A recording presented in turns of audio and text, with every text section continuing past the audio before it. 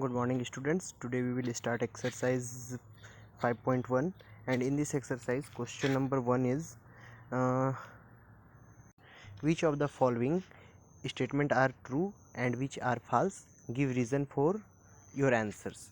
So we have to find first which one is true and which one is false, and why this is true or why it is false we have to define. So question number 1, only one line can pass through a single point. Only one line can pass through a single point. So in Euclid postulate we already learned that uh, from a point infinite numbers of line can pass. Now suppose that this is the point, then infinite number of line is passed, then this is the statement false. Second one, there are an infinite number of lines which pass through two distinct points.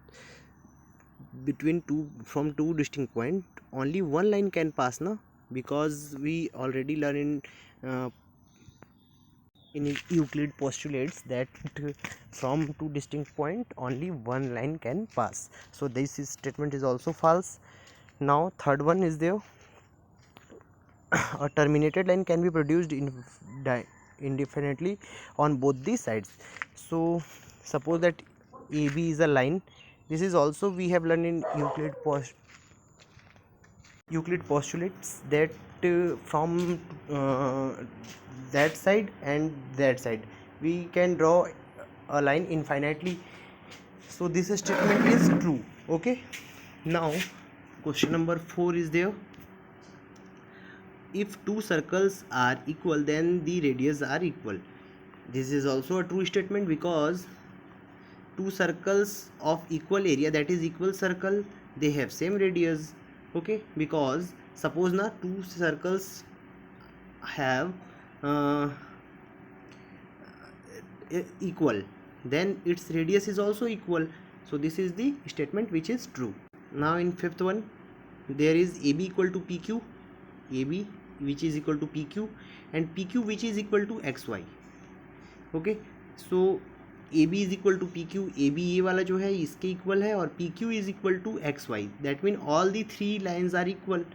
Okay, so we have to show that there our statement is true, because from the axioms that two things are separately equal to a third thing, then they are equal to each other.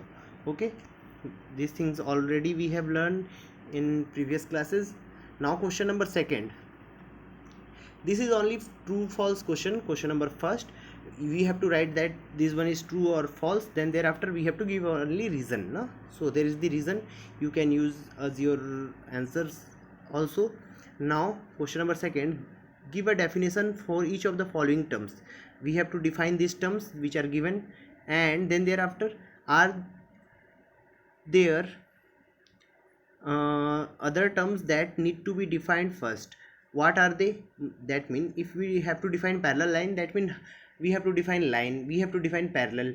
So what is parallel, what is lines, and all these terms which we use in the following definitions, so which we have to also define now. So define, we have to that thing also, and thereafter what are they, that means what are they and how might you define them. So first one is parallel line. So parallel line is two straight lines which have no points in common are said to be parallel to each other. No common points of each other are said to be parallel. Okay, now there is one term, and parallel point and straight line is came. So what is point and what is straight line will have be defined first. So what is the point? Point is that has no part. Okay, definition of point is that which has no part. And second thing, line. So a line is the breathless length, and a straight line is a line which lies evenly with the points on itself. Okay, so this is the definition of lines. So we have to define the parallel lines. For this we have to use two terms, points and a line. So definition of points and lines we also defined. Now second one is perpendicular line. If one among two parallel lines is turn by 90 degree, the two lines become perpendicular to each other. Perpendicular to each other, that means two lines which have making angle of 90 degree, which are the perpendicular to each other. So parallel lines has been defined before, because there is the parallel lines term is used, so we have two parallel lines which also we have to define. So we have to write only the definition of parallel line there. Perpendicular is the combination of two lines which have angle 90 degree. Okay, now next topic is radius of a circle. Third one is line segment. So what is the line segment? Line segment, we already, a line which have two end point are called line segment. Okay, so line and points, two different things which we defined in first question, first number, so we did not have to define again this. And last, second last is their radius of a circle. Radius of a circle is a line segment which is end point is center and other end point is on a circle. Suppose that this is the circle and this is the center point, then radius of it is, if first end point is its center and second one in circle, so this one is said to be radius. Similarly, this is also a radius, this is also a radius. That all things are radius because its starting point is in its origin and end point is in the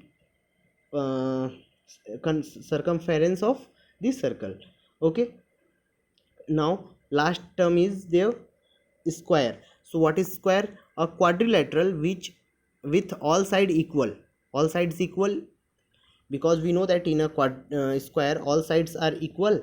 And one more thing is to be there, all the angles are of 90 degree in a square. So definition of square is there, a quadrilateral with all side equal and all angles are right angles.